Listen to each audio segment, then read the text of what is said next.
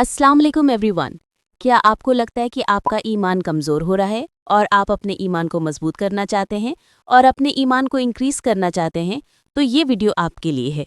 इसमें आपको 7 steps to increase ईमान को मजबूत कैसे करें बताए जाएंगे। तो प्लीज़ वीडियो एंड तक देखिए और लाइक, कमेंट, शेयर, सब्सक्राइब करना ना भूलें। तो चलिए स्टार्ट करते हैं। देखिए, हमारा ईमान कभी कभार सिर्फ आवाज़ के तौर पर होता है, जैसा कि हम चाहते हैं कि मजबूत हो, क्योंकि ये ज़िंदगी के हालात के मुताबिक अक्सर उतार चढ़ाव आता है। ईमान के कमज़ोर होने के कई असबाब हैं, जैसा कि हमारी नमाज़ों में कमी या शैतान के वसवसे। वजह कुछ भी हो, हम सबको चाहिए कि अपने ईमान पर नज़र रखें और देखें कि अगर ये किसी भी तरह से ख़राब हो जाए तो हमें उसे बहाल करने के लिए इक़दामात करने चाहिए। ये जानना हमारी ज़िम्मेदारी है कि कौन सी चीज़ें हमारी ईमान को कम करती हैं, उनसे कैसे बचना है, और ये जानना कि कौन सी चीज़ें हमारे ईमान को बढ़ाती हैं और उनको कैसे अपनाना है। मोटिवेशनल स्पीकर हैं ये 7 तरीके जिनसे आप आज से अपने ईमान को रोशन कर सकते हैं। पहला स्टेप 1, पहचानें और तौबा करें। तमाम इंसान गुनाह करते हैं, चाहे हम उनसे बचने की कितनी ही कोशिश करें। बुरे कामों में लगने से हमारा ईमान कम हो जाता है। झूठ, धोखाधड़ी और चोरी जैसे अमाल सिर्फ चंद नामों के लिए इंसानी दिल पर असर डालते हैं, जो हमें अल्लाह की राह से भटकने का ज़्यादा शिकार बना देते हैं। हमें अपने अमाल पर गौर करने की ज़रूरत है और कुरान पाक और सुन्नत रसूल सल्लल्लाहु अलैहि वसल्लम की तालीमात से मुतसादम कामों को ख़त्म करने की ज़रूरत है। अल्लाह ने हमें इंसाफ का फितरी एहसास और इस्तदलाल करने और सही फैसले करने की सलाहियत अता की है। हमारा फितरत का तकाजा है कि हम सबको मालूम हो कि कब हम गुनाह कर रहे हैं, और अगर हम नहीं जानते हैं तो यकीनी तौर पर हमारे पास तलाश करने के लिए बहुत से वसाइल मौजूद हैं। दूसरा, स्टेप 2, नमाज बाकायदगी से अदा करें। नमाज पंजगाना वक्त पर और सुन्नत के मुताबिक अदा करना हमारे ईमान को बढ़ाने का बेहतरीन जरिया है। हमने सिर्फ नमाज पढ़ते वक्त एक फ़र्ज़ अदा कर रहे हैं, बल्कि ऐसा करने से हमारे पास इस दुनिया के खालिक के साथ खड़े सामईन हैं, जहां हम मदद और रहम मांग सकते हैं। इंसानी रूह पर नमाज सलाह का असर ठंडा होता है, जैसा कि मोहम्मद सल्लल्लाहु अलैहि वसल्लम ने फरमाया कि मेरी आंखों की ठंडक नमाज में है। नसाई 3392।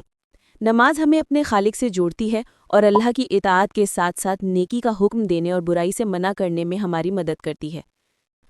अल्लाह ताला कुरान पाक में फरमाता है, मोमिन तो वो हैं कि जब अल्लाह का जिक्र किया जाता है तो उनके दिलों में खौफ पैदा होता है, और जब इसकी आयत उन पर पढ़ी जाती हैं तो उनका ईमान बढ़ जाता है और वो अपने रब पर भरोसा करते हैं।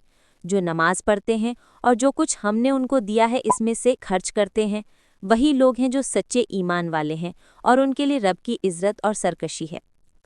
फराखी रिज़्क। कुरानी तिलावत के बारे में ये मेरी तीसरी तजवीज़ है।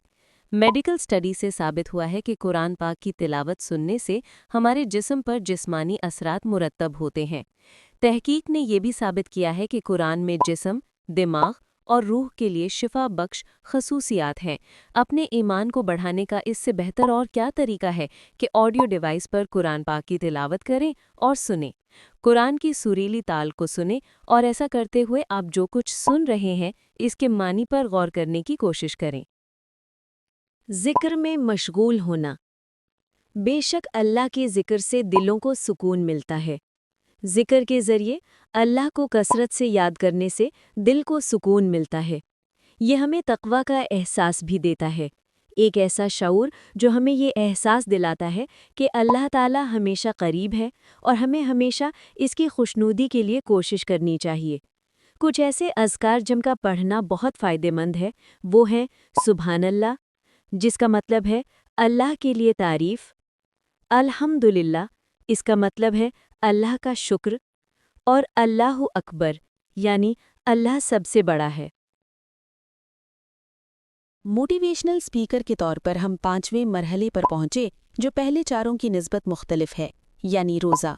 रोज़ा हमारे लिए एक ऐसा नुस्खा समझा जा सकता है जो इंसानी रूह के अमराज को दूर करता है। नवाफिल के रोज़े रखने के बेशुमार फ़वाइद हैं। रोज़ा हमें अल्लाह के फ़ज़ल, ख्वाहिशात पर काबू और कम नसीबों के लिए हमदर्दी का शुक्र अदा करने में मदद करता है। ये शैतान के वसवसों के असरात को कमज़ोर कर देता है। स्टेप 6, नेक आमाल अंजाम दें। दूसरों के लिए अच्छे काम करना अंधेरे वाले कमरे में रोशनी का बल्ब जलाने के मुतरादिफ हो सकता है। इस बात से कोई फ़र्क नहीं पड़ता है कि हम कितने ही खौफनाक महसूस करते हैं, کسی ضرورت مند کو مدد فراہم کرنے کے بارے میں کچھ ہے جو ہماری روحوں کو بلند کرتا ہے اور ہمارے ایمان کو روشن کرتا ہے۔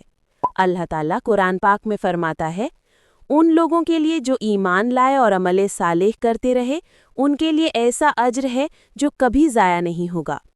نیک اعمال کی وہ اقسام جن کو ہم میں سے کوئی بھی پورا کر سکتا ہے، ان میں دعوتی عمل، کسی غریب کو کھانا کھلانا یا خیرات میں کوئی قیمتی چیز عطیہ کرنا شامل ہیں۔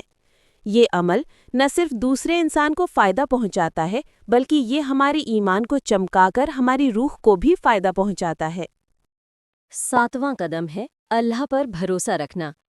اپنے ایمان کو بڑھانے کا بہترین طریقہ یہ ہے کہ قرآن و سنت کے ہر حکم پر عمل کرتے ہوئے اپنی مرضی پوری طرح اللہ کے سپرد کر دیں، ان کے مطابق زندگی بسر کریں اور آپ کو ہر جگہ کامیابی ملے گی۔ مصیبت کے وقت اللہ کی طرف رجوع کرو اور فضل کے وقت اللہ کا شکر ادا کرو۔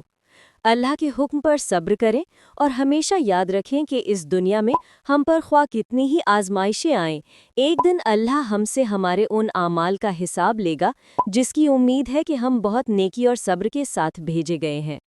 اور ہر نماز کے بعد یہ دعا مانگے اللہ سے۔ دعا فار اسٹرینتھننگ ایمان۔ ربنا لا تزغ قلوبنا بعد اذ ہدیتنا وہب لنا من لدنک رحمۃ انک انت الوہاب۔ انشاءاللہ آپ کو کامیابی ملے گی۔ تو الحمدللہ ہمارے 7 سٹیپ کمپلیٹ ہوئے۔ السلام علیکم، دعا میں یاد رکھنا۔